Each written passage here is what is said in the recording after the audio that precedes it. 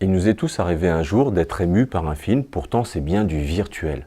On peut tomber amoureux d'un tableau, d'une musique. Pour l'IA, c'est pareil, elle saura nous émouvoir. De nombreux films traitent de l'interaction entre les hommes et les robots ou les hommes et l'intelligence artificielle. Par exemple, dans le film AI de Spielberg, David est un enfant robot qui a été programmé pour vouer un amour sans limite à ses parents adoptifs. Dans iRobot, avec Will Smith, Sonny, le robot, éprouve du respect et de la tendresse pour son créateur. Il est capable d'éprouver des émotions et même de rêver. Dans le film Her de Spike Jonze, Théodore, le héros, est inconsolable après une rupture et se laisse séduire par la voix d'une intelligence artificielle. La voix est celle de Scarlett Johansson. Sans vouloir spoiler la fin du film, l'IA est séduite par d'autres IA.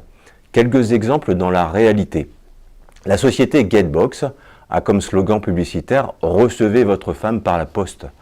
Cette société a créé un hologramme féminin qui a les traits d'une héroïne manga et discute avec les célibataires, qui sont d'ailleurs de plus en plus nombreux au Japon.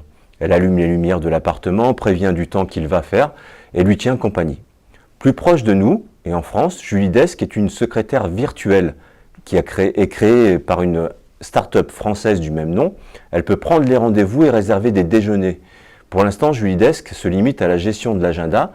L'IA Julie Desk est assistée par un plateau téléphonique d'humains qui traite les cas compliqués que l'IA ne comprend pas, en tout cas pour l'instant. Google vient de sortir Duplex, une intelligence artificielle capable de passer de vrais coups de fil, par exemple pour prendre un rendez-vous chez le coiffeur. Je vous avoue que c'est bluffant. Même si sincèrement il est facile de se faire duper, Duplex et Julie Desk se présentent réellement comme des assistants virtuels et ne prétendent pas être des humains. Vous allez me dire, et l'amour dans tout ça? Et bien évidemment, on pourra tomber amoureux d'une IA. Par contre, une IA pourra-t-elle un jour tomber amoureuse de vous? Et là, c'est une autre histoire. Je vous invite à lire la totalité de ma chronique en cliquant sur le lien ci-dessus.